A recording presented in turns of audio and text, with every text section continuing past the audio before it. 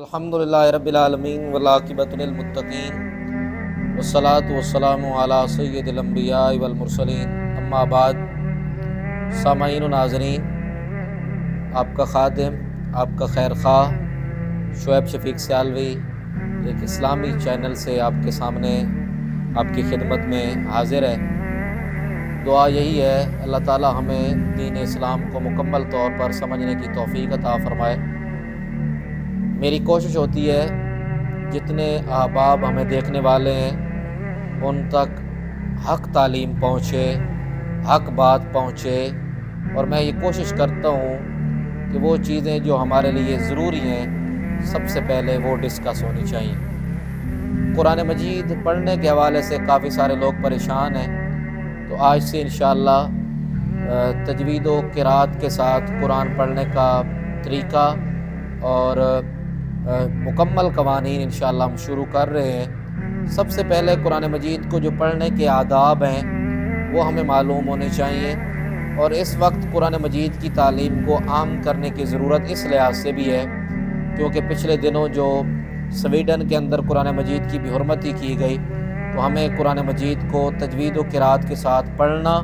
اور اس کی زیادہ سے زیادہ تلاوت کرنا آنا چاہیے اور اس کے اوپر عمل کرنا چاہیے، تاکہ کفار جو ہیں کبھی بھی یہود و نصارہ اس کو دوبارہ جو ہے اس کی بے حرمتی کرنے کی جسارت نہ کر سکے۔ قرآن مجید میں اللہ رب العالمین نے ارشاد فرمایا وَرَتَّلْنَاهُ تَرْتِيلًا، ہم نے اسے ترتیل کے ساتھ نازل فرمایا۔ حضرت جبرائیل علیہ السلام کے ذریعے ہم نے اس کو مکمل تجوید کے ساتھ اتارا۔ اسی طرح ایک اور جگہ پر قرآن مجید میں سورہ مزمل میں ہے وَرَتِّلِ الْقُرْآنَ تَرْتِيلًا، اور ہم نے قرآن مجید کو ترتیل کے ساتھ پڑھنے کا جو ہے وہ حکم نازل فرمایا کہ اس کو خوب ٹھہر ٹھہر کر پڑھو۔ اسی طرح ترتیل کیسے کہتے کسے ہیں؟ ایک جملہ ہے ہوا تجوید الحروف و معرفت الوقوف، یعنی قرآن مجید میں جو حروف ہیں ان کی تجوید، ان کو قرات کے ساتھ پڑھنا، اور جو وقف ہیں اوقاف یعنی جہاں پر ہم رکتے ہیں ٹھہرتے ہیں ان کو مکمل جاننا، اس کو تجوید کہتے ہیں۔ زبر کو کتنا لمبا کرنا ہے، زیر کو کس طرح پڑھنا ہے، پیش پہ ہونٹ کس طرح گول کرنے ہیں،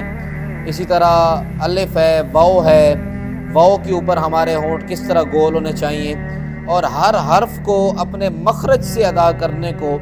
تجوید کہا جاتا ہے۔ تو اس کے لیے ہم انشاءاللہ تعالی ایک مکمل کلاس شروع کر رہے ہیں، اور روزانہ کا ایک چیپٹر آپ کے سامنے آئے گا۔ اگر آپ سماعت کریں گے تو انشاءاللہ تعالی اگر آپ اس کو سیکھنے کی کوشش کرتے ہیں تو اس سے آپ کو ضرور فائدہ حاصل ہوگا۔ اور قرآن مجید کو ترتیب اور سے پڑھنا اس لیے ضروری ہے کہ کچھ حروف ہیں جو آپس میں ملتے جلتے ہیں اور معنی اس کا میننگ جو ہے وہ کہیں سے کہیں پہنچ جاتا ہے۔ مثال کے طور پر رال ہے، دال زال ہم پڑھتے ہیں زال، اس کو ہم نرمی سے پڑھتے ہیں رال۔ اب یہ زال جو ہے اس کے ساتھ ایک آتا ہے ذلہ، زال زبر لام ذل لام زبر لا ذلہ، اس کا معنی ہوتا ہے وہ ذلیل ہوا۔ اور ذلہ ایک ہوتا ہے زا، را اور زا،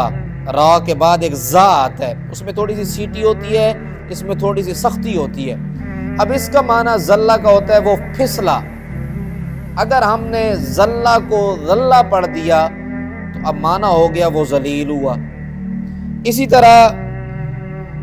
ہم اگر جاتے ہیں سورہ اخلاص ہے قل هو اللہ احد، فرما دیجئے کہ وہ اللہ ایک ہے، اس کا معنی یہ ہے۔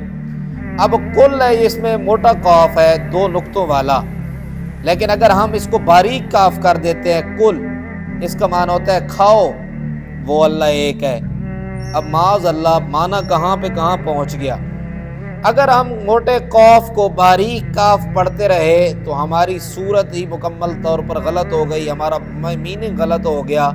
اور ہم کفر اور شرک میں چلے گئے۔ ہاں، ایک آدمی جب تک اس کو علم نہیں تھا، نہ سمجھی میں وہ پڑھتا رہا، یا ہمارے پاس سوشل میڈیا نہیں ہے، ہمارے پاس تعلیم حاصل کرنے کے ذرائع نہیں تھے، تو اس وقت تو چلو جائز تھا، لیکن جب اب ہمارے پاس ہر چیز موجود ہے تو ہم اس کو سیکھنے کی کوشش کریں۔ تو اس لیے تجوید کے ساتھ قرآن پڑھنا انتہائی اہم اور ضروری ہے، اور اگر ہم اس کا علم حاصل نہیں کریں گے تو ہم اسی طرح پیچھے رہیں گے، اور اس کو مکمل اچھے طریقے سے پڑھنے کی کوشش زیادہ سے زیادہ بہتر کرنی چاہیے۔ جہاں ہم دنیا میں بہتری لاتے ہیں، ہر چیز میں ہمارا کاروبار بہتر ہو، دن بدن ہماری دنیاوی تعلیم بہتر ہو، ہماری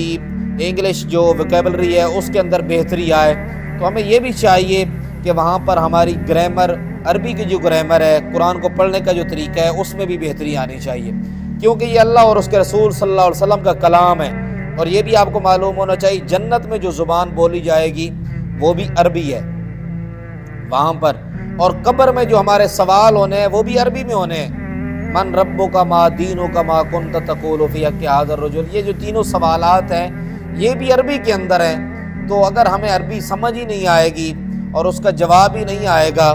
تو ہمارے لیے پریشانی ہر جگہ پر ہوگی، ورنہ یہ اللہ اور اس کے رسول صلی اللہ علیہ وآلہ وسلم کی ایک عطا ہے کہ کئی لوگ عربی پڑھے بغیر بھی قبر میں جائیں گے تو وہ تو اگر اللہ اور اس کے رسول کو جانتے ہیں تو وہ تو اس کا جواب دے دیں گے اللہ اور اس کے رسول کی مہربانی سے۔ تو مطلب یہ ہے کہ عربی کی اتنی اہمیت ہے کہ قبر میں یہ سوالات اسی میں ہونے ہیں، جنت میں یہی زبان ہے۔ اس کی اہمیت یہ ہے کہ اللہ اور اس کے رسول صلی اللہ علیہ وآلہ وسلم کی زبان ہے،